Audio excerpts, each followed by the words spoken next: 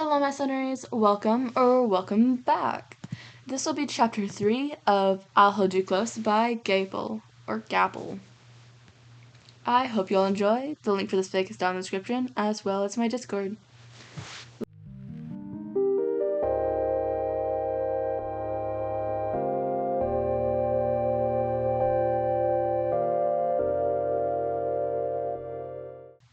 The raid went through without many problems. Nezu had had his eye on the Shiehazaikai, especially on Overhaul, for a while now. Hizashi was responsible for the raid, so he's glad it went off without a hitch. Shooting off the electricity, forcing them to switch off the backup generator, was easy.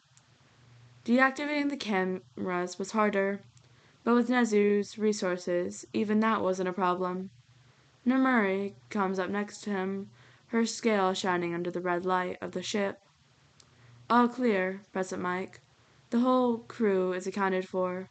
Now we'll need to make one more sweep to make sure they don't have any other cargo they're not supposed to. Hizashi flutters his feathers in acknowledgment at the Seminole. Thank you, Midnight. I'll do the sweep myself. She flicks her tail at that and turns around to help with looking through the records the ship kept. Hizashi moves further through the ship, looking into each room he comes by and taking note of what he sees. The Shiehazaikai are a pirate group made up of only chikras that were cast out from their original planet.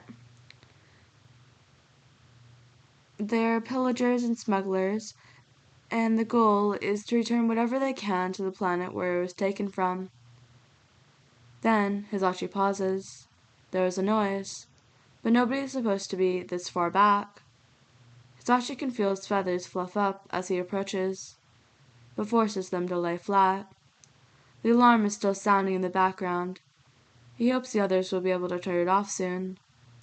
It's irritating. He can feel the vibrations of the sound in his bones. Still, he creeps closer to the area he heard the sound from. The sound like breaking metal, now that he thinks about it. 3 empty cells later, he arrives where the sound came from. An open cell, but this one isn't empty.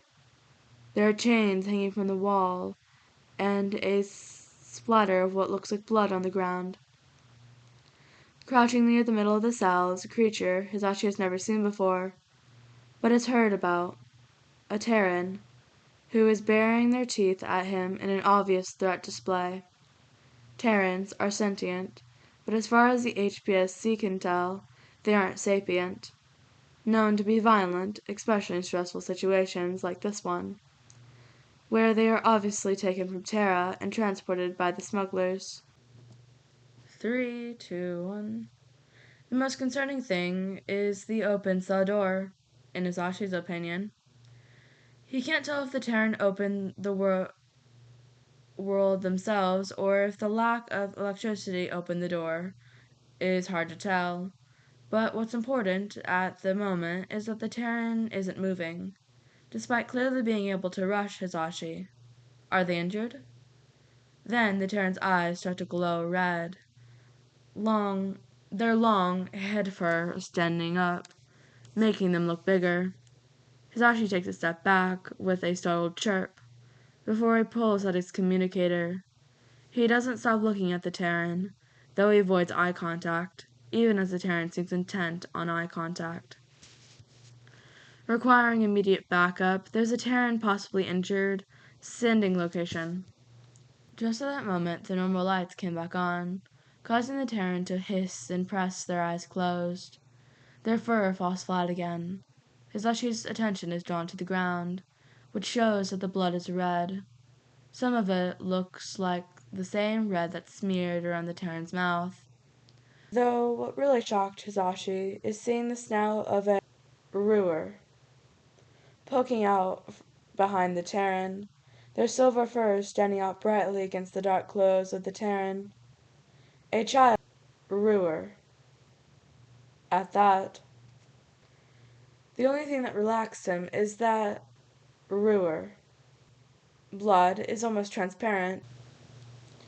Not the thick red stuff on the ground and the Terran's face still. River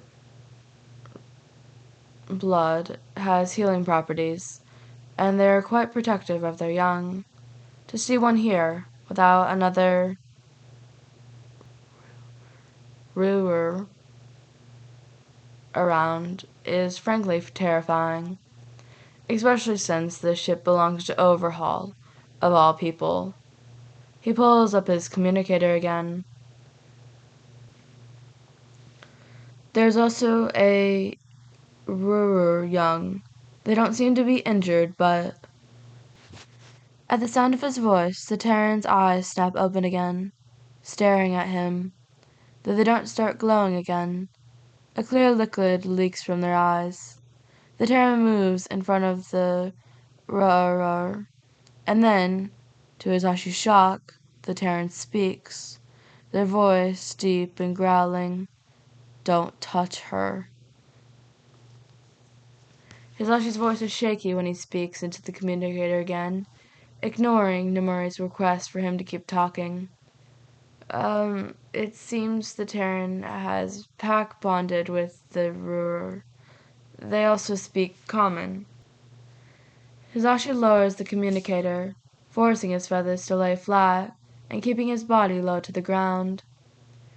If he can make the Terran see him as harmless, or at least not as a threat, then they might be able to talk.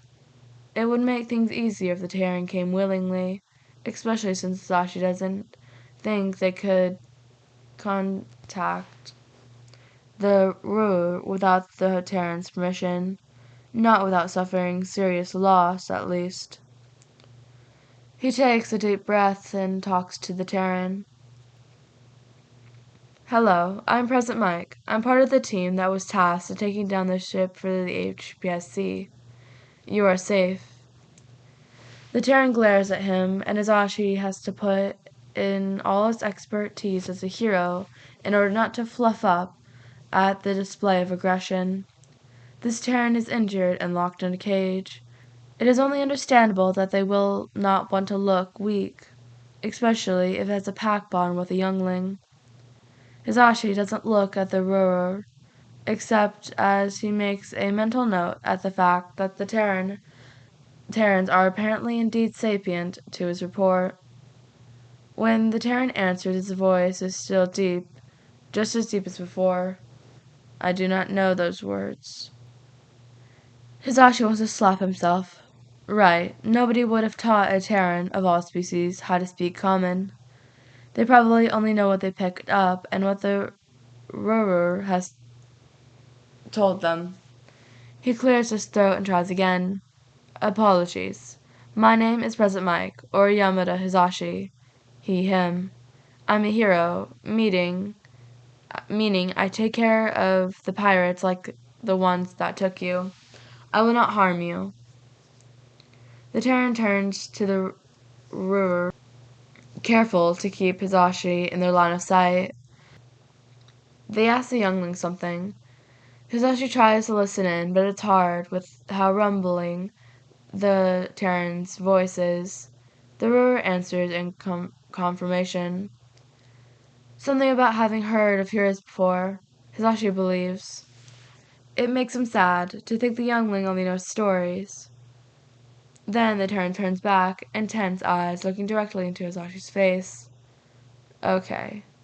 My name is Aizawa Shota, he, him. She is Eri. Hizashi flutters his wings in happiness and slowly stands up, watching as the Terran, Aizawa, follows his example. He moves carefully, always watching Hizashi as Eri presses to his hind legs. Bipedal. Hizashi squints his eyes in a happy display. Follow me, please. That was the end of chapter 3. As always, link to this fic is down in the description, and I hope you all enjoyed.